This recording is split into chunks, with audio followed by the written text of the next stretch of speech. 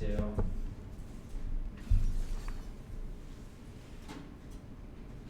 Hello and welcome to OPSE regular season. We are here with U Waterloo Warriors against Ontario Tech Esports. Not sure what is their mascot, but they are some breed of dog. Welcome to our first game, or we are heading into our best of 3 series of Waterloo Warriors versus Ontario Tech. I am Horif and I'm here with my lovely co-caster Flurfles.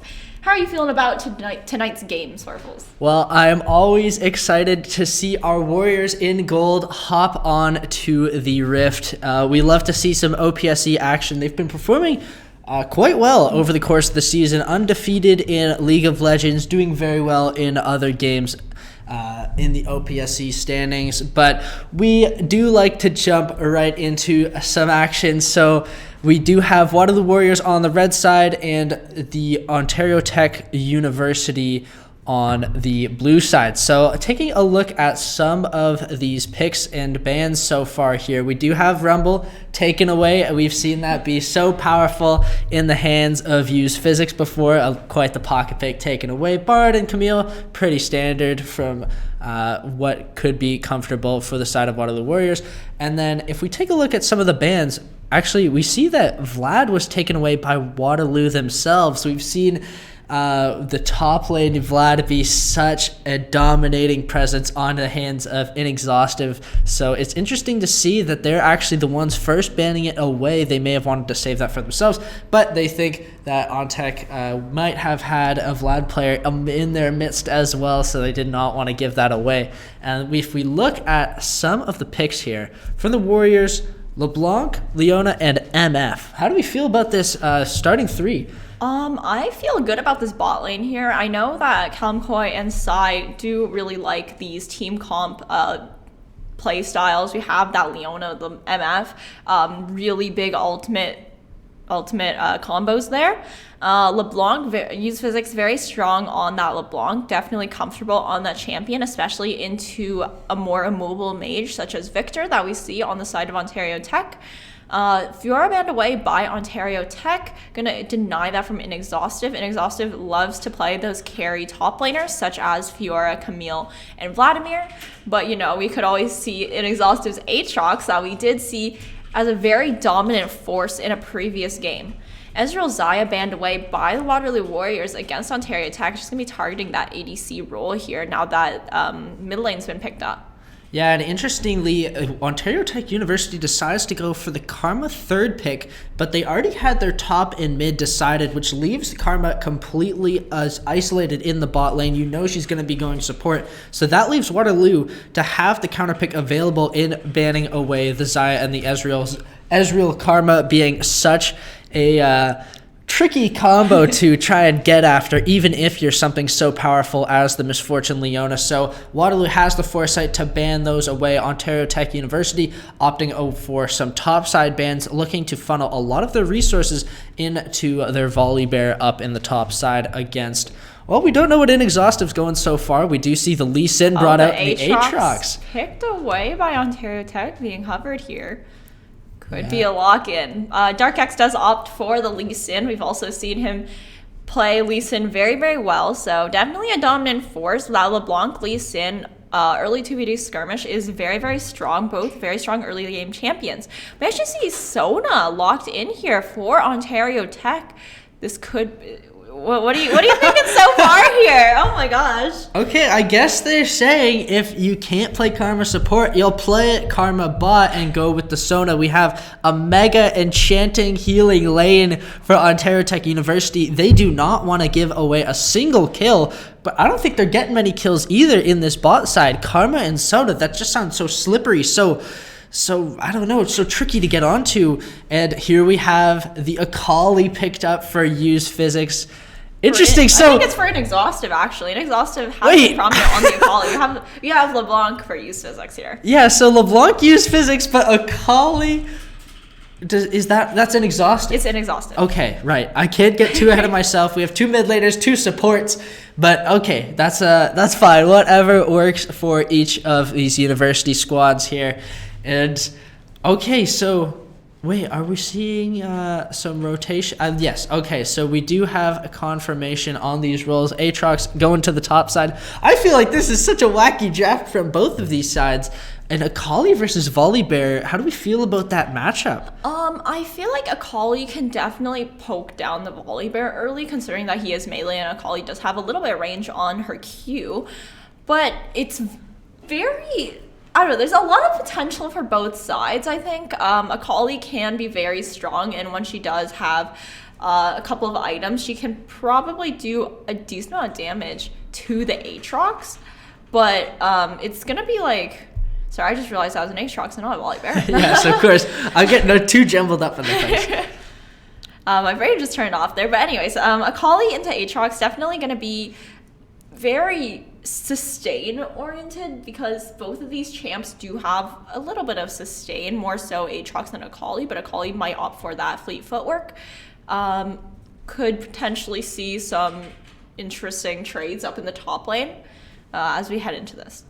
Yeah, and I think a lot of it will also depend on the pathing from these junglers here. Lee Sin, he could go for blue side, but we've typically seen, especially with Dark X, he does prefer to go on a red side start with Lee Sin. So he won't be pathing towards Inexhaustive to help get an early kill to help snowball that Akali lead. So we we will be getting into game here shortly. But yeah, we do have the Volibear in the jungle. He's not going top lane. And with that, he's going to be starting blue. So each of these junglers, they're going to be pathing down towards the bot side. And interestingly, I feel that Wobster on the Volibear here, he's not going to be really looking for a lot of these ganks. So we do have where I believe we will be able to hop into a game right now. We do have some lovely cinematics prepared for you guys.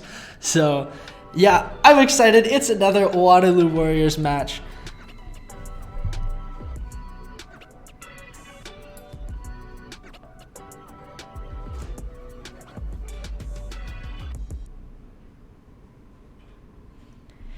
Okay, we're hopping into game one of a potential 3-game series here. Got some beautiful cinematics from our production team. Everyone going for a little bit of a 5-point from the side of Waterloo that we're looking at here.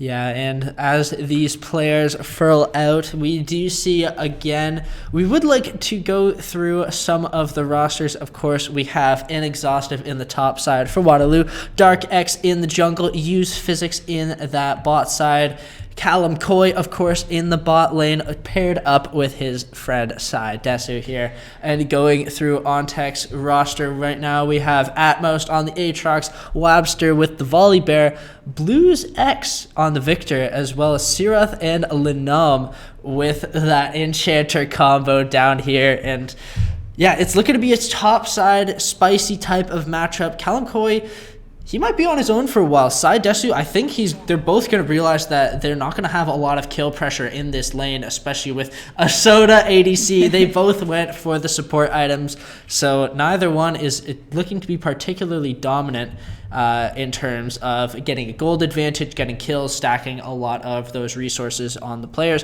So I believe we're going to see a lot of roams towards Desu, and that might be what helps Inexhaustive look for those transitionary kills from the early game towards the mid game, where he'll be able to start to roam a lot more, of course, with the Ignite and Teleport available to him.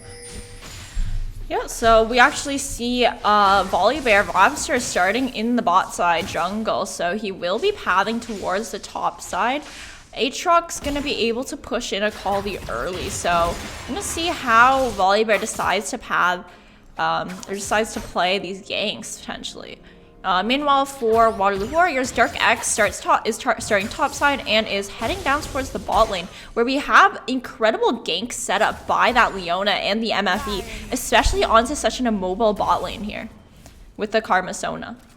Yeah, if you're able to get them low enough, if you can stop their healing, they're definitely just some sitting ducks in the water. They're not going to have a lot of chances to fight back. Sirath and Linum, not a lot of damage output, so I believe Ontech is saying, okay, we can focus our resources towards the top lane, put that into Atmos, and we see that in the roaming or the pathing, sorry, from the Volibear with Wobster here. He is going for a more full clear style, looking to probably take the crab around that 3:15 minute mark. And yeah, Dark X is matching the pathing nicely. He did opt for that red side start, but he is a bit behind in the camping here. Yeah, Lee Sin clearing a little bit slower than the Volibear, but Dark X is looking for potential gank onto Blue's X in the mid lane. Use Physics going in. It's not land the chain. Here comes Use Physics, and they're going to try and land it down the chain, but it doesn't connect right enough in time. Mirage is popped. LeBlanc's passive is procced here, so Use Physics does not have a little bit of a get out of jail free card if he does manage to get ganked. Dark X coming in for a potential bot gank now, just mid straight into bot. No farming required for this man. Yeah, Dark X realizes he's not going to have a lot of time to get the camp, so he opts to get the kills down on the bot side instead. Line him, the shockwave goes wide, but it doesn't matter if the resonating strike misses. You're going to get that kill from Callum Coy. First blood picked up in the bot lane. Ooh, that MF could be a force to be reckoned with. Definitely able to dish out a ton of damage onto such a squishy bot lane. Obster coming in for a gank on the top side, Inexhaustive forced to run here. Here comes the cross map from OnTech, but of course the Shroud is going to put those dreams to bed. Inexhaustive makes it look easy. And really, it kind of was. There was just one button to escape there. Yeah. Sai walking up straight to top lane for a little bit of a lane gank. Yeah, and this is, as we mentioned, they know once Sona and Karma get some levels, they get their potions ready. Lobster coming back, but Sai is here to intercept a gank. Yeah, here comes down the 2v2. Inexhaustive is looking to get a kill onto Otmos, but he is stunned up by Volibear, and OnTech is now in the full retreat. Psydesh, who decides to go for the Zenith Blade, and the flash is coming out from Wobster. They're not being able to get enough damage here. The Shuriken lands, but it will not be followed up on. Solid counter here from to kind of scare Akali and Leona from taking that dive, because that was definitely a dive angle. Inexhaustive Here still. Comes the Shroud. Oh, the not kunai land. just barely miss. Close. That's very close. Use Physics a level down. Oh no, actually they are the same level. Never mind, my eyes are deceiving me. Sai coming in for a little bit of a mid roam onto Blue's X. Gonna see if this Zenith Blade does land, but Blue's X is actually gonna run away. Yeah, Psydesu just helping to clear out the wave, give Use Physics, a bit of room to breathe, get that early back in, and capitalize off of the 5 CS advantage. It's going to be mitigated once that wave crashes, but you will be able to return to a comfortable wave state if you use Physics there. And Psydesu, he can just go wherever he pleases. He knows he doesn't really have a lot of counter roam potential from either Lynam or the Sona with Siroth there, because if you're Leona, you can just have someone follow up with you, Dark X, or anyone in the top 2 lanes, and then if you find someone else roaming, the Enchanter supports don't really stand a chance against a lot of the damage output that you're gonna have on Leona there. So being into mid lane, little does he know Leona and Lee Sin are nearby, but they are not gonna head down towards the Ocean Drake here. That is alive. Siroth potentially caught out. Siroth already forced to flash, and Dark X does get rooted up here, but there's just not enough damage from OnTech. And this looks like it could just be a free dragon if Waterloo opts to take it, or they could simply just clear away the crab, go for the reset. But Inexhaustive looking against some more pressure here. Pops down the Shroud. Trying to come in for a little bit of a dive here. Akali, no ultimate yet. Also, Akali, no Inexhaustive flash. is going to, does no flash. It is very taken close. down. Darkened Blade was a bit too mighty there for Inexhaustive. A little bit of a trade here coming out from Use Physics. Lots of CC coming out. Dark X managed to pick up the kill onto Blue's X. Not much that Mr. Victor can do here. Yeah, that was a solid counterplay from Dark X, knowing that he is able to get the gank against Blue's X. It doesn't matter if the flash is down. Once the chain connects, you will be basically always able to complete that kill once the stun lands, especially if Victor decides to trap himself in his own ultimate for safety. But once that falls, you're so out of luck there for Blue's X. And the red buff is taken away. The jungle item will be completed here. The smite will be completed. My mind's in the old season, of course. Dark X going for a little bit of poking. And yeah, it just feels like Psy, Desu, and Dark X, they're having the time of their lives. They just get to roam wherever they want. Psy is living the support life right now. He is not even bot lane. He doesn't care about his bot lane. Or Callum Koi, he can have fun doing whatever he wants. Sona Karma essentially has very little kill potential onto an MF that has both summoner spells. So Psy is able to just join Dark X anywhere that he wants on the map. Yeah, and if we look at the composition from OnTech, if we can't really see a lot of damage output that's consistent DPS throughout their fights. Yes, they have a Volibear and an Aatrox, but a lot of those are heavy hitting blows from second to second. They're not a consistent damage output, and that's where Callum Koi, he does have the cull, he has the pickaxe. With a lot of this lane sustain, he is just farming up. He doesn't need to get kills. With the even CS on both of the bot laners here, there's not a lot of contention for the gold, and he is just free to get the solo XP, get all the minions he wants. Of course, the wave is always going to be pushing into him, but OnTech doesn't have a lot of kill pressure, so he is perfectly happy to just freeze, let Psy Desu do whatever he wants. And we have seen OnTech be effective in this top side. They do have a kill onto Atmos, but it seems like they need to be snowballing a lot more of these resources to try and get ahead in this game, because if Waterloo are keeping up, later in this game, it's just going to be a complete steamroll.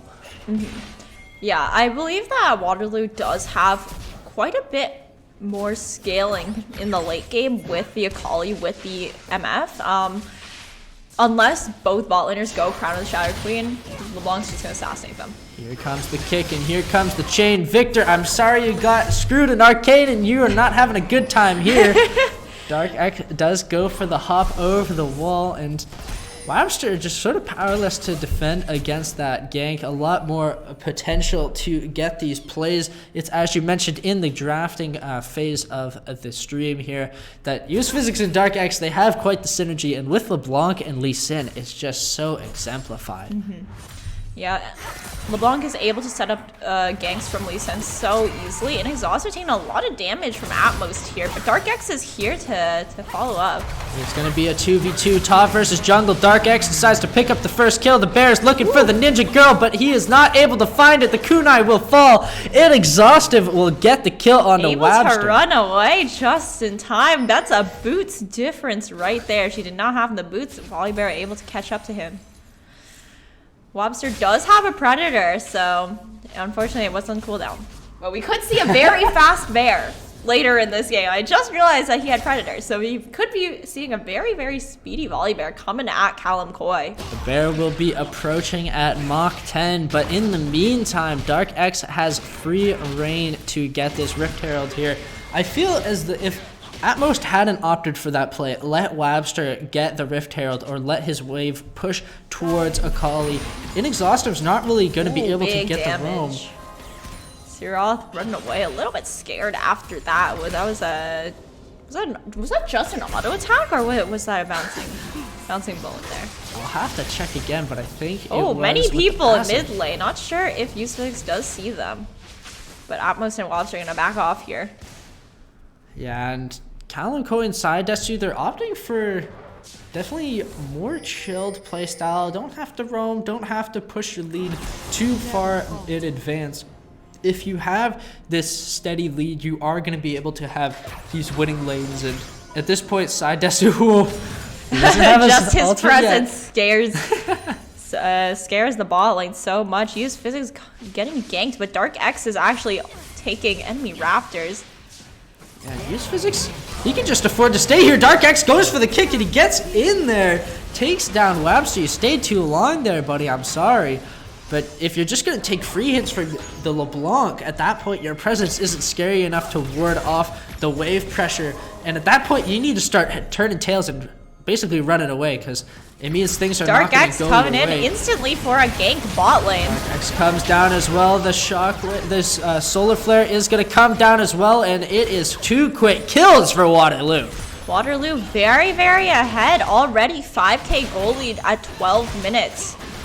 MF does have around 5,000 gold, whereas Sona and Karma have 2.8k respectively, which is around the same that Leona has. So it's definitely not The great position for that Sona Karma to be in, as they do want to kind of have more of an even lane. Dark X going in for Webster here, but settle for the crabs. Yeah, and at this point in the game, it sort of does feel like a wallet difference. Webster sort of powerless against the efforts of Dark X's invade here.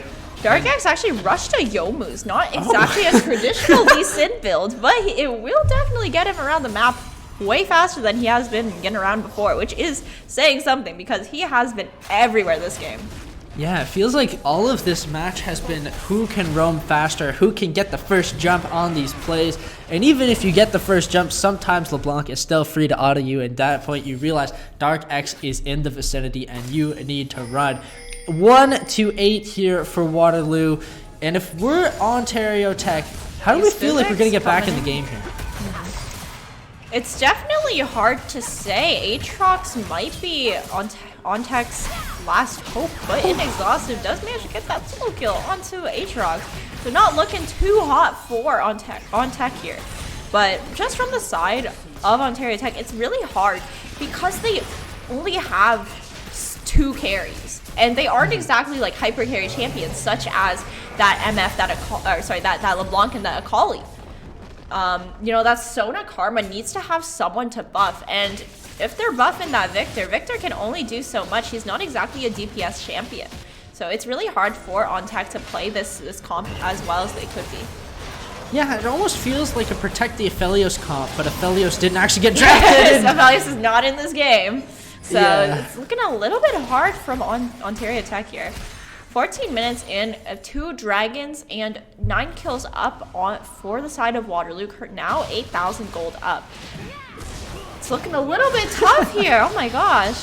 Yeah, and if we take a look at some of the itemization, Divine Sunder actually picked up for Inexhaustive with the Grasp as well, opting for a tankier style, a lot of healing build here. Yeah, of course, with Oblivion Orb first picked up against Atmos, that is such a strong counter to any healing champion, of course. That's by design. But looking at Yontech University, they don't actually have any other mythics aside from Atmos with just the Gore Drinker and nothing else to his name. It's so hard to be able to find these fights when you're at such an item disadvantage. And a lot of that comes from the composition. Siroth and Linum, they haven't had the chance to get any of these gold advantages because, of course, Callum with the early kill, he's just able to sit back, sit nice, and feel fine, and that enables Dark X and Sidesi to find advantages all throughout the other side of the map. Exhaustive going for a little trade against Atmos. Dark X is looking, but it does get soaked up by the Karma, so Dark X, a little bit of a juke there. Dark X feeling stylish, does get caught out in the storm, but the Shuriken comes down, the ultimate is popped, but the Ninja is too decisive. Very, very well executed off that clean timing from an Exhaustive. Sai is a little bit stuck by himself, but does have that blast down to get him to safety. Oh no, and it's on Tech. They need to be capitalizing on these picks. Sidesi, I feel like he was so caught out of his lane. If you just had the Sona ultimate come down, maybe you could have had enough CC to lock him down. There's not a lot of armor or magic resistance. Does manage to grab the blue buff away right in front of Webster's eyes. Webster's not having a good time right now. His precious blue buff has been stolen yet again. Yeah, and if you're Webster, it's so difficult because a lot of your success was built on roaming in these lanes. You can kick the Grump, but you can opt for a bear instead. Goes for the insect just for the style of it. Goes back onto the Grump. The macro on Dark X, the APM is insane. And if you're on physics being chased away by 4 members of OnTech here. But, of course, since he is LeBlanc, he's just going to walk away. Yeah, catching down the LeBlanc is always such a tricky endeavor. So many dashes, so many little jukes away that you can do. You have a little clone that just walks away when you get too low. You wouldn't want it to be too hard. So.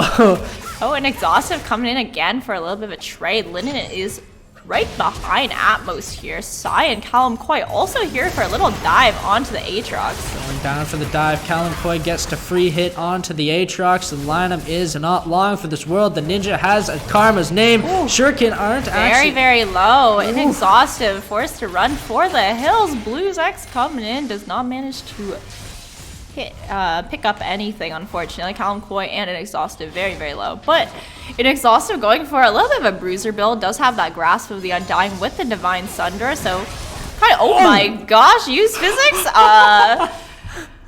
Okay, so you can attack use physics, but he will punch hard back. That was an insane damage output. He's sort of just been a silent pushing force in this game while the plays have been made topside or during mid. He is in the other lane getting these advantages, pushing in the lanes, and that just enables University of Waterloo to have these plays. Go for the Rift Heralds at 18 minutes where it's a 13,000 gold lead if my math serves me correctly. Sai come in, just face checking Wobster. Wobster forced to ult away to not get caught in that solar flare.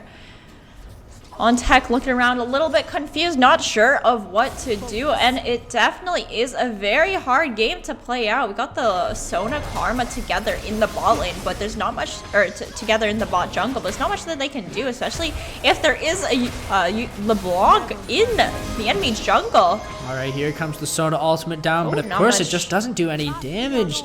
There's no, I feel like the follow-up damage here. The critical error with OnTech's style of composition is if there's no damage, the CC doesn't matter how much you can lay it on. They will out-damage you if you're Waterloo. So it's just so difficult, and of course you aren't going to be able to find any advantages when Dark X wants to go in. Okay. A little bit cheeky there. Played for the stream. Dark X loves to give some this content. one too? Waiting for his W to come back up. He can't go too far deep without a side destiny to come back, but here comes the bullet time. Siroth is just taken out. Dead to that bullet time from MF. Not much that Siroth can do without his flash. The chain does land and line him up. Is going to be falling soon. Actually opting to back off a bit. But that means these towers are going to be crumbling, and it's an inevitability right here. It feels like Dark X with the flashy Warthog, but unfortunately his rest of his team not able to follow up. That kill. Victor able to walk away. Just a little bit out of range from Callum Coy. Looks like Victor does have a Crown of the Shattered Queen. Not sure because spectator mode is bugged and exhaustive in a 1v3 situation, 1v5 situation here. He takes out the volley bear and he is running for the hills. Now the shuriken flip does go over. But of course, if you're going to put 5 people onto Inexhaustive, you have to take a look at your Nexus. The base is looking a little worse for wear here. Oh goodness, Inexhaustive is just making light work of these opponents right here. You can throw 5 people at him, and it just won't matter. Honestly, he is just able to get out of all those sticky situations. He is a Kali with that shuriken flip with that shroud. He's just able to run away whenever he wants.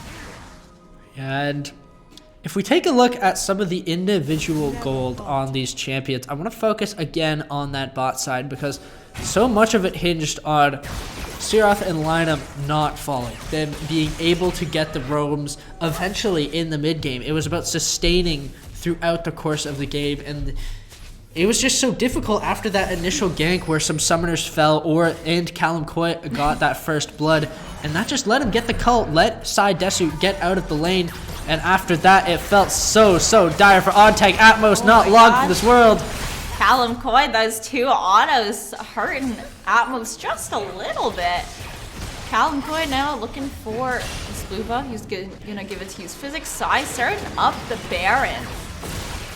You see, looks like Waterloo is going to be claiming this first Baron for themselves. Dark X isn't even there yet, so he is too busy farming the wolves. Yeah, Dark actually knows his team's got it. It's secured. It is in the hands of Waterloo here, and he is able to get the wolves. I'll just give the grub over to Callum Coy. Dark X is a nice, lovely guy. We all love him in the chat here. Some shoutouts to all of the Twitch viewers in the chat. We love to see all the interactivity. But Waterloo looks to be making their final march here. Does Dark X go for these? Oh, I was waiting for it. Use Fix gonna come in, gonna break the crown from Victor, so she's gonna be able to burst down Victor a little bit easier. Yeah, and these waves are Last going to stand start here stacking. from OnTech. All right, it's going to be the last fight of the game. The bullet time is raining down, and it's a double kill for Callum Coy. He's looking maybe for the Trenta. The triple is coming down. It's a Quadra, actually, but the kick. Oh, no, Inexhaustive! He steals the Penta away from Callum Coy. Oh my gosh. Okay, maybe that might be Unfortunate. Unfortunate for Callum Coy. Inexhaustive. Kurt probably having a little bit of a fun laugh at Callum Coy right now in the voice comms. Wow. Okay. Well, Pepe hands for Callum Coy there. We love to see Pentas on the stream, but not tonight. Nevertheless, Waterloo domination across the board. They saw on-tech strategy. They saw through their plans and were able to capitalize off of the backs of everything on-tech was throwing at them. They were playing well in the top side, but that bot side just didn't have a support to... They had such supportive tools, but nothing to use it on. We saw Soda ults land, but there was no damage followed because there couldn't be through the nature of the composition. And Waterloo, it felt like after that game, it was only a matter of time before they took that Nexus. And how are we feeling about going into game 2 here?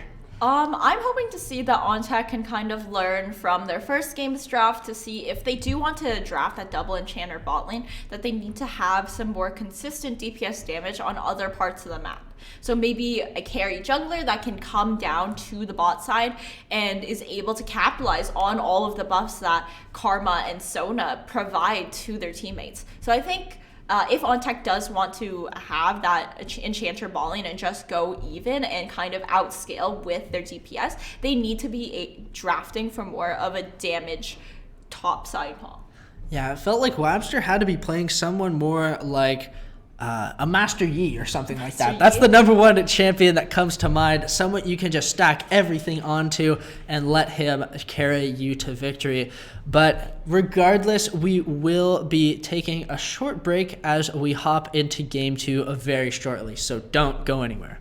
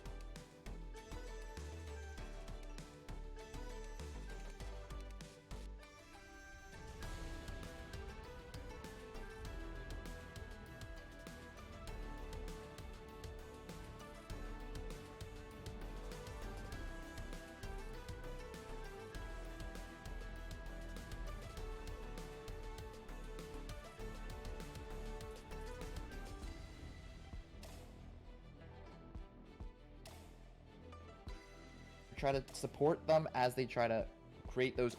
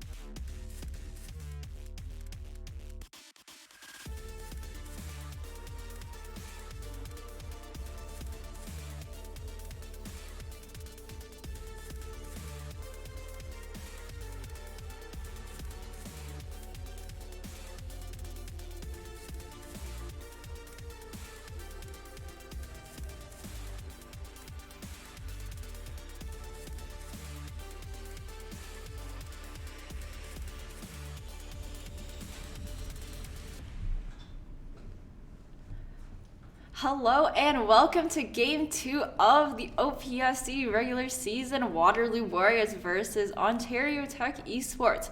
So, after seeing our first game of the day, what are you thinking about the second game as we head into the draft, Flurfles? I think a lot of the issues that OnTech faced during their Game 1 were a result of their draft. It was centered around what felt like carry a DPS, protect the ADC composition, but we saw there wasn't actually an ADC in their comp. And this meant once a lane got an advantage, it was essentially impossible for them to try and come back throughout the course of the game. The top side just didn't have enough firepower to successfully snowball that side, and the bot was just left to dust, essentially. So what I'd like to see from the side of Ontario Tech University is a more traditional style. Just have an ADC to build your composition around, have some damage source to actually help you win these fights, help get some objectives before Waterloo just runs away with it. So yeah, and we are getting into the draft here. And how are we feeling so far about these bans? Let's see. From the side of Waterloo, Vladimir and Riven banned away, at most demanding some respect in the top lane.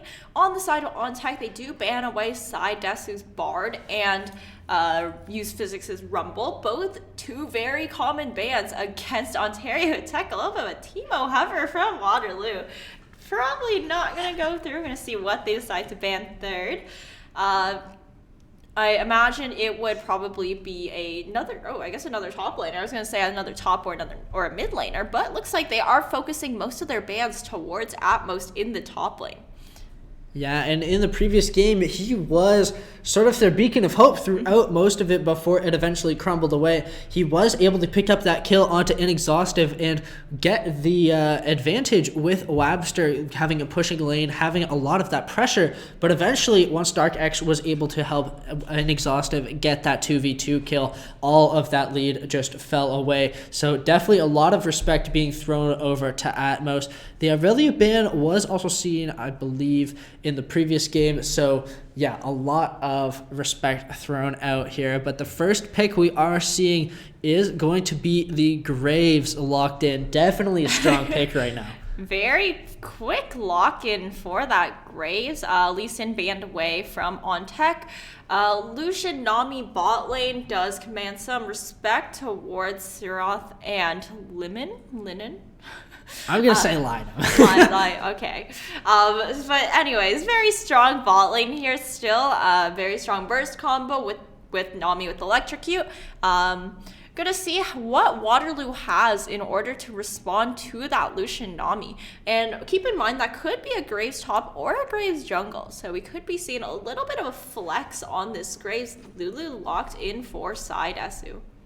Yeah, and Lulu, a nice counter for the Nami. If Lucian or Nami decide to press up a little too far, you can get that polymorph in order to stop the combo, or just give yourself a bit of a leg up in that 2v2 skirmish early. So we will see whether Waterloo decides whether or not they want to reveal the full hand with the bot side, or go for something like the Twisted Fate or LeBlanc is locked in. Picked up again for Use Physics. So they're not giving away their full bot side, opting still for a bit of mystique, I'd say, as the Kassadin is actually hovered, but Oriana looks to be a bit more realistic if they would decide to lock it in.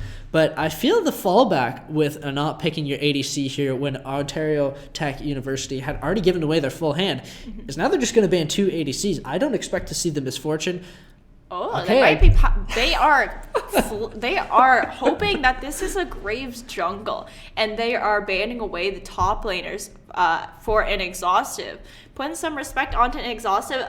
Both teams have very, very strong top laners, so we could be seeing some insane solo lane plays again, as we saw last game. An Exhaustive and Atmos had some really crazy 1v1s in that game, so we're gonna see what.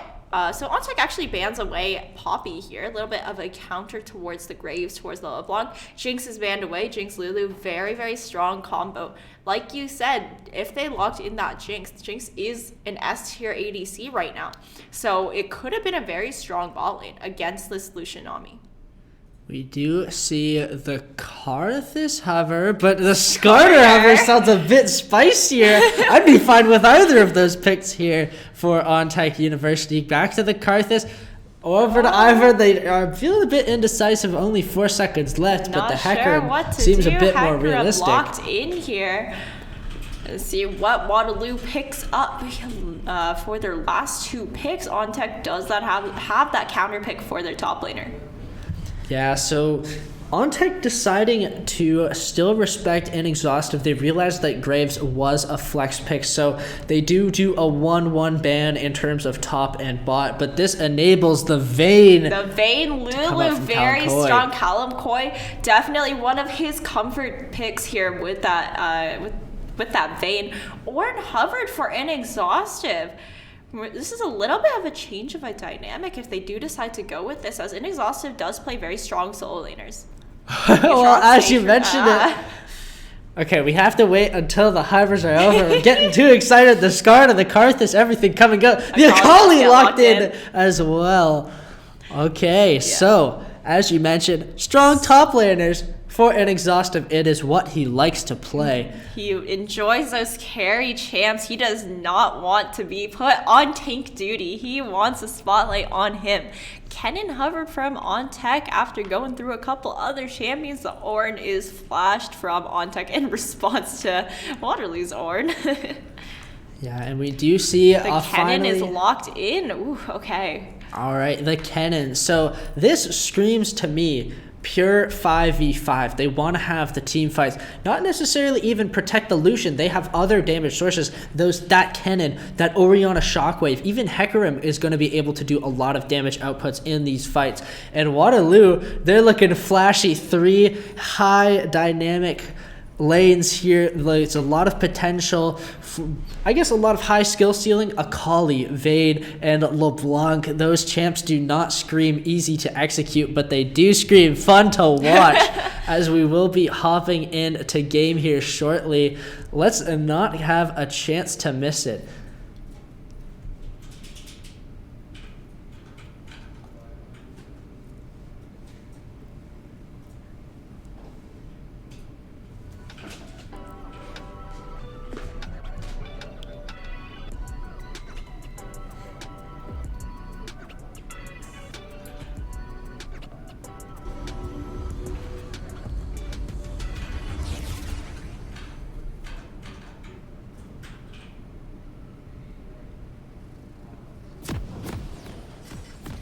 Okay, hopping into game 2 of this best of 3 series.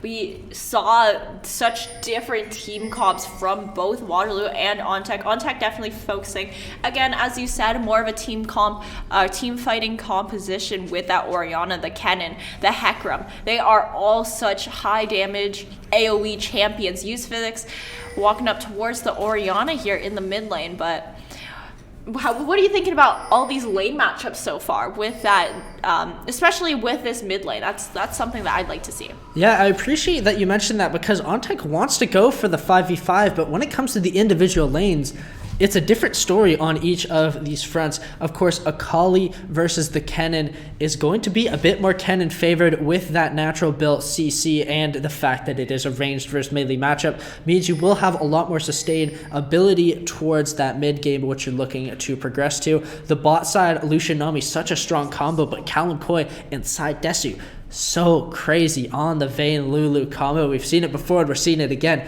And now you mentioned the mid lane matchup. I actually like this a lot more for Blues X compared to the last game. There's so many more self-peeling tools. Yes, you had that ultimate from Victor that could be able to slow, as well as the cage. But with Orianna, it feels like you have that other mobility built in with the phase rush, and you have like a lot more zoning potential that Use Physics might not be able to execute perfectly on. Of course, he is able to proc Electrocute, as I mentioned it, but the ball is able to push him away. The phase rush coming in from the Orianna, a little bit boost of speed, but a little bit cheeky from Callum Coy inside Desu and balling here. Yeah, I like what they were trying to do. They know that eventually, if they don't get this early lead in the lane, it is just going to be so difficult. And once the level 2 hits, that's just what Sarath and Lionel want to get right off the bat. Use physics autoing Blue's X to death in the mid lane. What's going on over there? Oh my goodness. That spot lane is super like heavy. They are trading pretty heavily in the bot lane, so definitely something to keep an eye on here.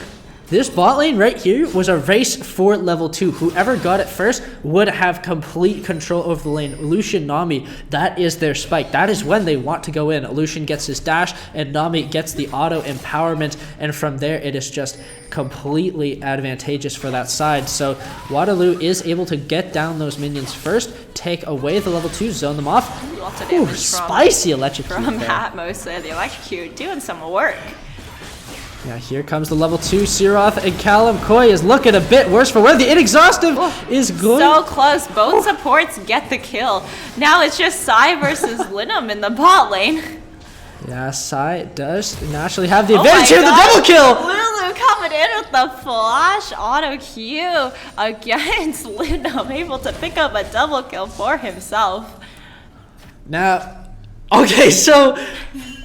Exhaust was brought down onto Siroth, and I feel that's a nice counter to what they're able to do. But we saw there, level 2 from the Lucian Nami is just so powerful. They're able to stack that PTA essentially instantly, and after that 12% stacking damage bonus is just going to be melting Callum Koi away. But of course, Sai Desu is able to help him hold out for so long, picks up a double kill here, and of course that's not how you want the kills to be on. You would rather have Callum Koi get a sneaky kill and then you pick one up onto lineup from Sai Desu. The wave is still in an advantageous position, and if you're Waterloo, you'll take... looking for the bot side here. Dark X spotted out by Wabster. Yeah, but here comes the smoke screen. The guns are blazing here, but he might have gotten a little too ambitious. Dark X taken out by Siroth here. OnTech is looking alive. A little bit too ham from Dark X, just like you said. A little bit more hope in this game for OnTech, able to come back from that first game stronger than ever. Blues X taking quite a bit of damage from LeBlanc. Callum Koi also taking a ton of damage from Lucian. Oh, and that's the PTA that's just so devastating to your health bar. The built-in sustain that you're going to get from Biscuits and Pots and Nami, it means you can keep throwing out these spells and not have to worry too much about the poking that you're going to get in return, especially with the red buff that Siroth did pick up from Dark X here. He is feeling comfortable in this lane right now. Doesn't actually amass a gold lead, but the wave was pushing away from him. The shuriken is going to be connected. Actually, both of these guys have shurikens. I'm gonna have to change the word in a little bit. A little bit ninja v ninja action in the top lane. Kennan's not happy that Akali just left the Kinku order. Oh, we're getting into some lore here. Bit of a grudge match on the fronts of Runeterra. And Exhaustive, as well as Atmos, they don't really want to be going too ham right now. Dark Guy is actually coming for a little of some counter jungling, since he does know that Lobster is taking the dragon. So he could potentially see, you know, a little bit of a gank onto the top side, but if Dark X does want to be safe, he can just continue on back to his own jungle. Yeah, and this leaves absolutely nothing for Wabster to do in this top side. So Inexhaustive has two things he can look out for. He can look out for the fact that Wabster realizes he has nothing to do, which means, okay, I'm going to go for a gank. So maybe Inexhaustive has to be a bit more careful after these wolves are cleared out from Wabster, which will mean that Hecarim can go essentially anywhere. The red buff is spawning soon, so we will be towards that top side. So we'll have to keep our eyes out for what Wabster decides to do when he realizes he's been poached after this dragon. Wabster looking at his top side. A little bit sad right now. He's going to eye everything. Yeah, off he goes to his Krugs. And the Krugs are not there. He's looking a little bit sad. And there's also no Akali in the top lane for Wabster to take his anger out on. So he is going to have to go somewhere else unless he does decide to stay in that bush. Yeah, good intuition or communication from Waterloo. They know that Wabster is going to be looking for something in that top side. He does actually maybe find it off of the blue buff invade, but the condemn onto Siroth. is looking nice here. We've been talking a lot about the mini-map, but looking towards the rest of the screen, the bot lane is looking nice for the side of the Waterloo Warriors, despite their early, not disadvantages, but early skirmishes not going their favor. Speaking of skirmishes, Inexhaustive with the ultimate coming down. It's a fight on all fronts. Inexhaustive does defeat the dark horse that is Wabster, and he is turning for the hills. He is still a healthy Akali. The kunai are thrown down, and looks like he will be able to get away in the end. Use Physics not able to pick up the kill either. Dark spotted out by the control ward potentially, looking for a little bit of a dive if Callum and Sai are able to push this bot wave in fast enough. But I think Lucian, Sirath and Linom do know that this might be coming, so they are bracing themselves and starting to back away from their tower. Yeah, and it is time. Dark X smart. He doesn't have to wait under the bush, but here comes the Condemn. It doesn't connect onto the wall, and it's a fight on two fronts right now. Callum Koi does take a few tower shots and line him. A little disconnected. Sai is left all alone in the bot lane. Here comes the Hugify side. Destiny forced to run for the hills, and Waterloo just can't connect, but Use Physics maybe wants to make it a little different. Okay. Little bit of a messy fight from Waterloo. Darkex and Callum Coy not able to determine which target they want to focus on. I believe Callum Coy did condemn Lucian away, so he did turn towards the Nami, but Darkex continued to chase after Lucian, so a little bit of miscommunication, but not too detrimental, although they were forced to back off and lose out on a kill. Yeah, in the end, if you're Waterloo, you know you're making plays. I don't mean to sound like copium, but in the end, you get to see Dark X now has some of the control here. None of the summoner spells are actually expunged from the side of Ontek. They will have to back off. And that's actually an electrocute Nami. An exhaustive TPing in here. Dark X forced to flash away. Kennen is still here, actually. He never backed from that bot lane fight. Here comes the shockwave. Here comes the collateral. Dark X has already fallen. Inexhaustive looking to avenge his brother here. Lots of damage coming in from Dark X. Blue's X. Oh my gosh, so many X's in this game, I just realized. Yeah, you have the Ninja rivalry, you have the X rivalry.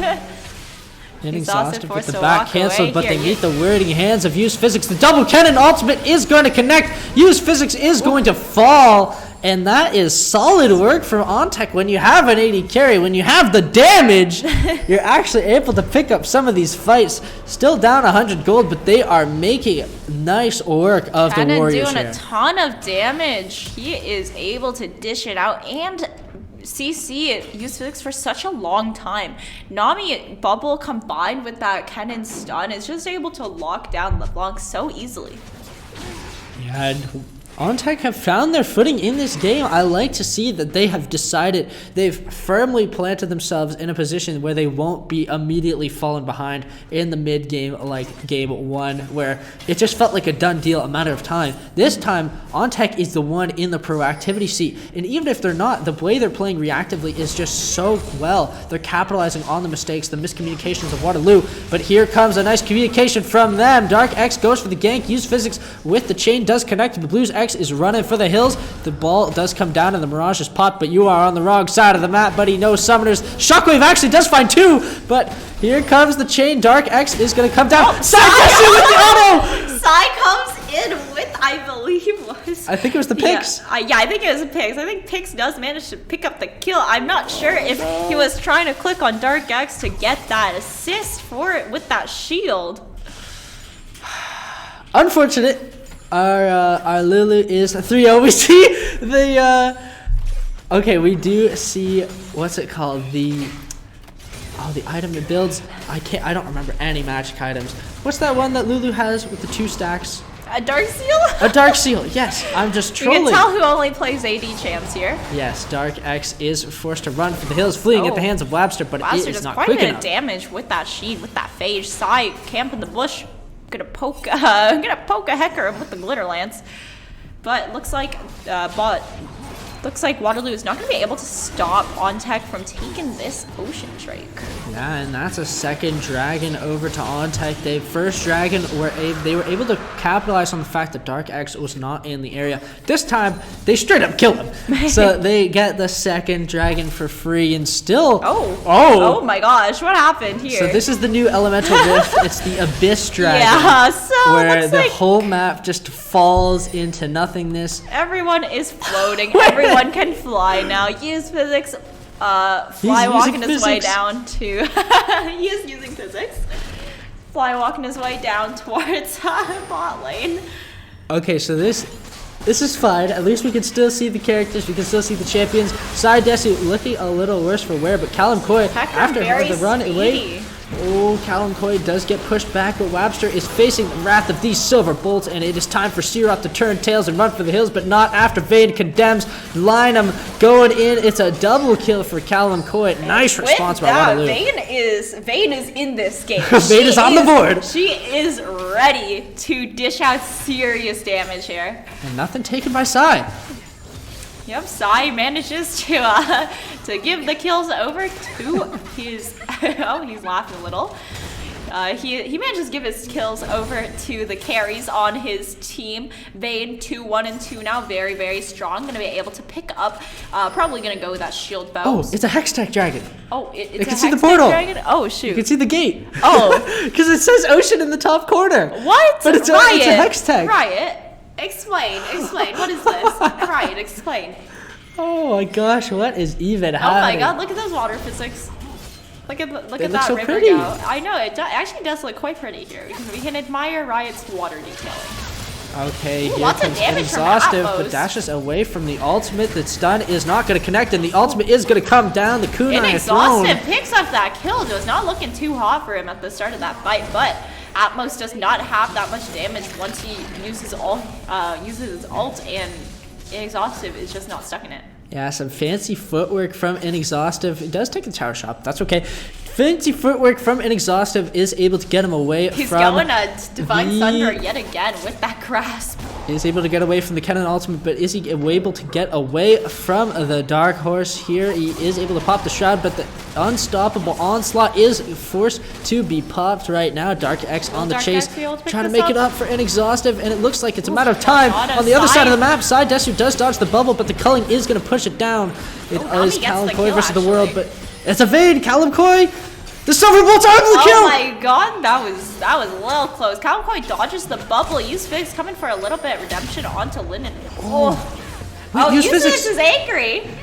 Use Physics wants to make it up for an Exhaustive inside Desu, but unfortunately not able to get it. I do see the Hextech gates. They're just floating there. It's gonna be so weird if we see someone there. They're just floating there. So Hextech Soul, how are you feeling about the new Dragon Souls this preseason for Fools? Well, I did see a statistic with Soul win rates based on whether or not you have them. It was about a 91% for Chemtech and an 87% for Hextech. So this could be a bit skewed due to the fact that, well, maybe Dark X is worried about skewing his KDA. He is able to get the dash and the collateral damage. He's trying to get to the blast cone, but isn't able to make it. Inexhaustive, caught in a pickle here, but he is able to dash. Blast cone knocking everyone away from everybody else. Inexhaustive not able to pick up any kills, even though Wobster was so low. Quite unfortunate from Inexhausted, but he has that Divine Thunder finished. Yeah, good for him. We always love to see our mythics coming around, but if we look back at the Dragons, it could be due to the fact that they are doubly chanced to spawn, so that could be skewing the win rates quite a bit. But I think the takeaway we can grab from these statistics is that these souls are powerful. Whoever is going to be able to get the Hextech is going to have a nice chance of winning this game. And if we look towards the mid lane matchup, Use Physics is getting a run for his money. Yeah, Orianna's doing quite a bit of damage. Is able to almost outrange the LeBlanc if LeBlanc does not want to use the W on Orianna. Dark X contested for the Scuttle Crab, smites it away.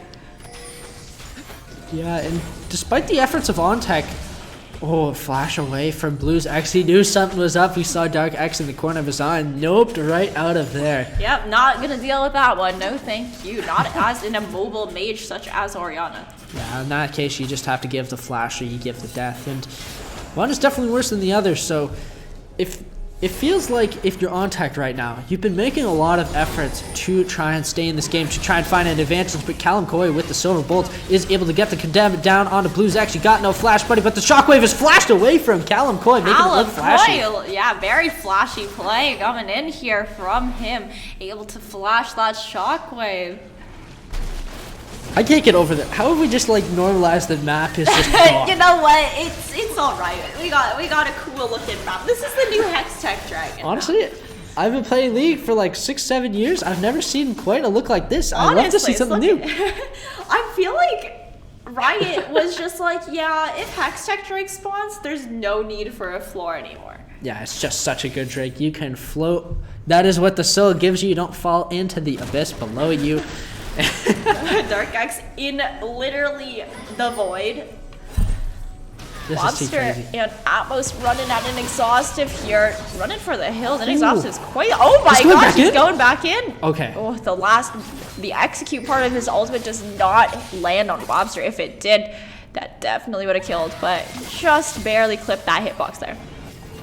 Inexhaustive, no way you go in on this. Okay. Wait, what is that knob? The knob move back looks super weird. Okay. The Nami back starts from through the floor, I suppose. Very interesting visuals we are getting. Of course, we do see complete mythics picked up aside from side Desu on the side of the Warriors. They do have a lot of gold in their back pockets, but it's pretty well matched by the side of OnTech University. And if we look at some of the itemization, of course, you're going to have the Hextech Proto Belt on the cannon. You want to be getting into these fights. You want to have that little dash to help you out. Divine Sunder picked up from Webster. Of course, pretty normal. Use physics does steal it away. Steals away the blue buff. Webster having some flashbacks to last game. Oh no, poor Webster. Yeah, the counter jungling from all sides of the Warriors has been exquisite. And Dark X and Exhaustive looking to make another combo play. The flash execute actually doesn't connect. The kunai are thrown down and the shroud is popped. But you have the Graves here to help you out. The Inexhaustive is just going to let Dark X take it away. Solid play there from that top side. Atmos put down. Oh, it's green. It is green. Oh my gosh. So we had word from our producer that he is going to try something, and the soul screen turned green. Oh, what new adventure will he take us on next? It's because he's going to green screen the map. He's going to green screen the rift Red? back. Oh my god! We have a bit of a rave on the rift here.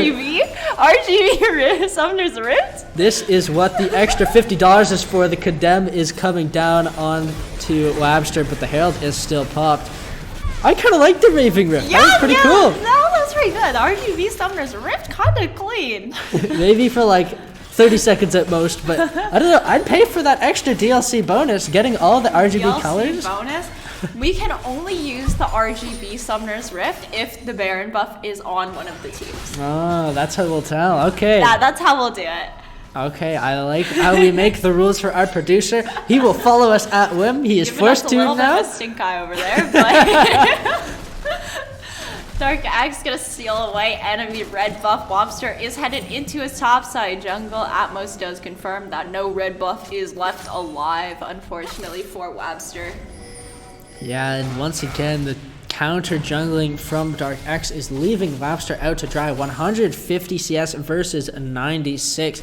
If my math serves me right, okay, let's see. That's about at least 54 up. Divide by 4. That's a lot of camps, I think. That's a lot of camps. At least 13 camps advantage from Dark X, and yeah, that's just a hefty gold lead, basically.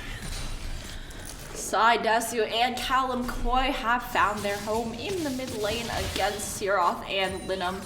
Gonna see what they can do against this Lucian Nami. Lucian does have that Gale Force completed, but Callum Koi already has the Guinsu, so he is about a half an item up onto the Lucian, so he is definitely super strong, especially as a Vayne, as a scaling champion, whereas Lucian generally falls off compared to Vayne in late game. I feel like the trouble here for OnTech, well, maybe not the trouble if you are Atmos, to look and get use physics pretty low, but they're also looking to get Inexhaustive dead as well. Able to run for the hills. Hecarim ult not enough to catch up to a speedy Akali. Here comes the shockwave, but the dash is gonna go right through it. Turns his tail onto Blue X. A little aggressive from Blue Flash. X. Callum Koi coming in. Tidal wave and the Cullen walk right into it is gonna be fine. Use physics returns full HP after using teleport to get some revenge onto Apples. Callum Koi very low. Ooh, Side Destiny manages to pick up that kill onto Siroth.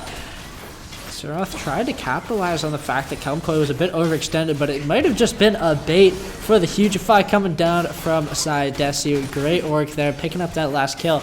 And I feel like if you're on tech, you drafted around this 5v5, and with the early kills, you feel like you're in the driver's seat. But once it comes to these individual lane matchups, Waterloo is just going to outscale you. You need to be back moving as 5. But with the gold lead that they did manage to accrue earlier into the game, I feel like they just got comfortable. Definitely. I think they were a little complacent, and they need to be playing very proactive and going around as 4, as 5, picking up kills in the solo lanes, because what can a LeBlanc or what can a Vayne Lulu do if you have 5 people in the ball lane? You have 2 teleports on the side of OnTech, and there is a lot of potential with those TP plays, especially with the Lucian Nami burst in the early game. So I think they needed to be able to shut down the Vayne early in order to be able to continue their lead.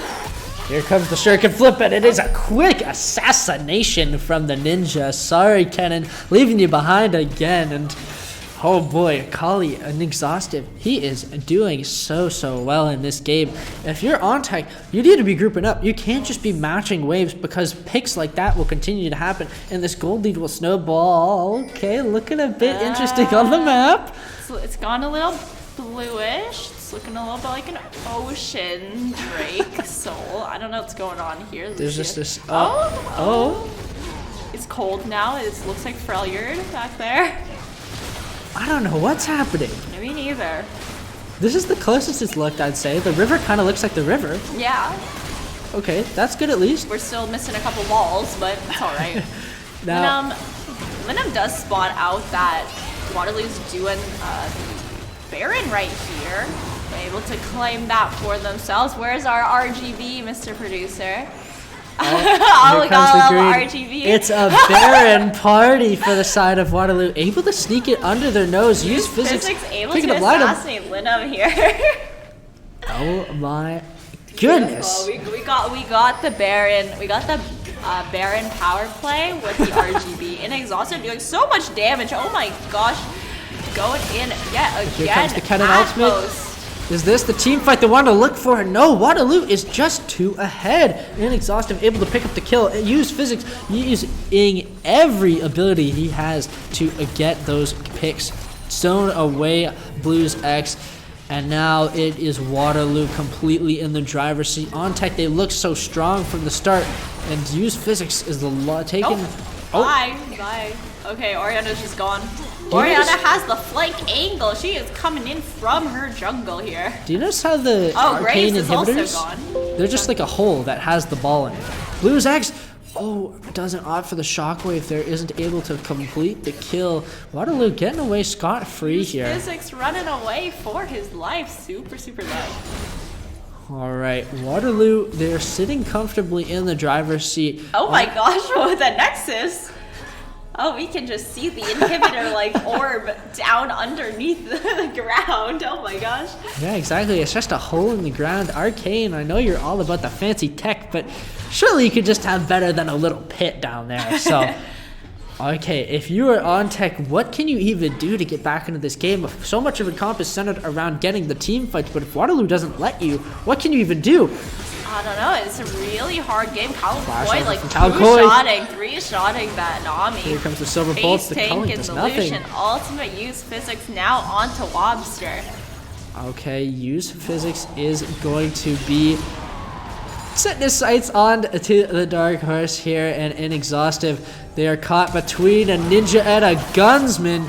It's going to come down to the shuriken flip from Inexhaustive. Unstoppable on the champ. 7-1-4. And not wanting to be outdone, Callum Koi picks it up with the silver bolts. It's an ace for Waterloo. They have the bear. Look at the Nexus hole. It's just a pit in the ground.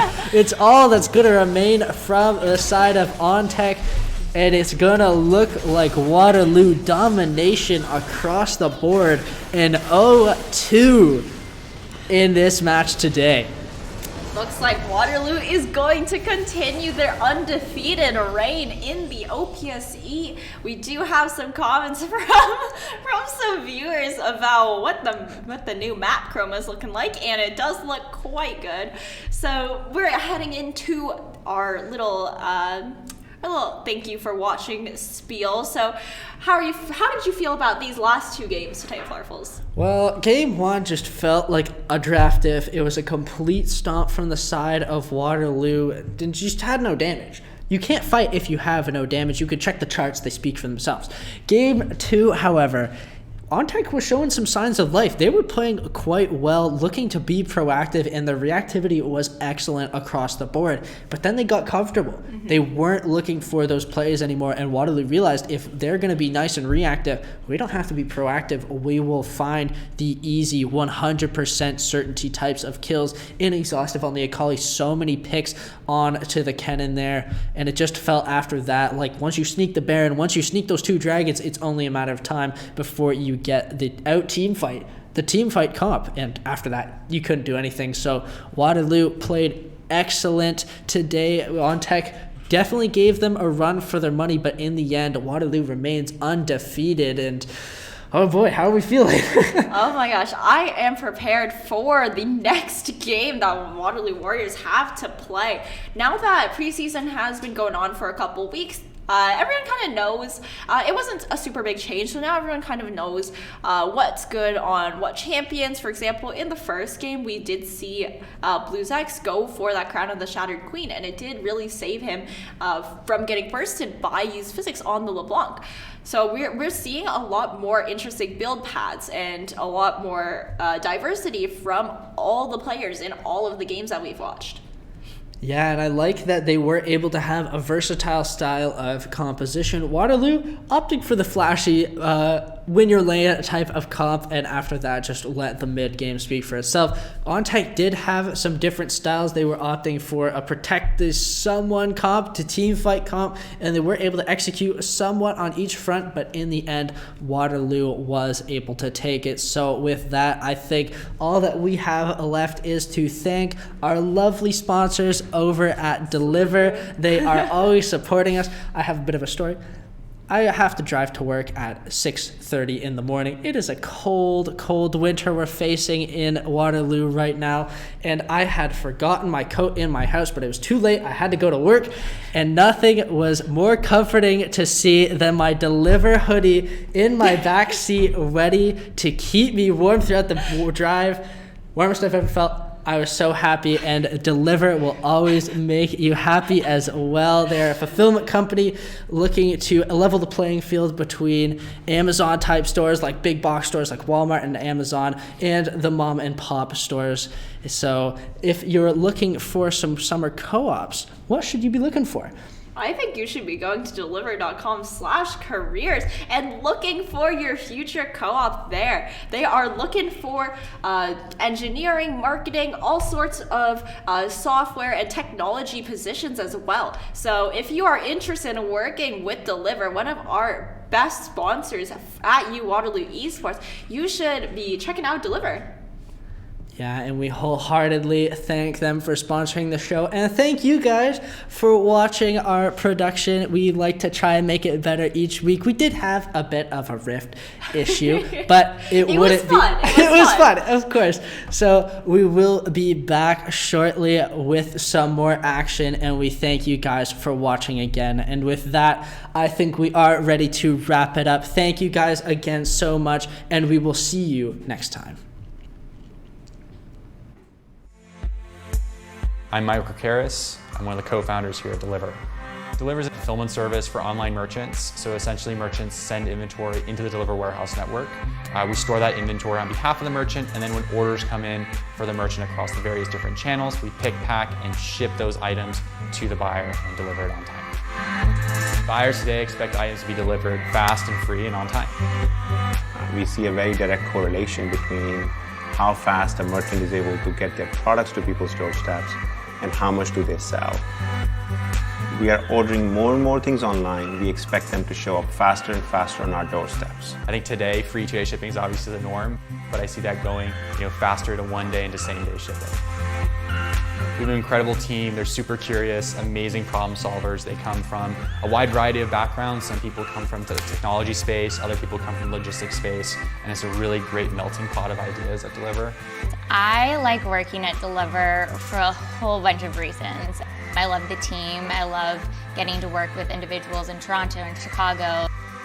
Definitely a lot of work-life balance at Deliver. Everybody really respects the fact that we all have personal lives and, sometimes things happen, doctor's appointments, family things. It's all about communication and making sure that you're keeping everybody in the loop, and as long as you've got the work that you have to get done covered when you're not going to be around, or you're able to do it remotely the same way you would do it if you're in the office, then you're able to do that, and it's an awesome perk. I love being able to work from home when I can. I would describe Deliver's team culture as ambitious and mutually supportive. I think one thing that Deliver enjoys is having their employees feel comfortable at work. And if you're stressed and if you're tired, you're not going to be able to produce good work. It's really easy for me to go talk to like people in engineering or to kind of our leadership on the growth team. One of the problems we're solving is the placement problem, trying to figure out where we should put our items. You have all these products spread all over the country. Figure out like the cheapest way to get these to the final customers to order them.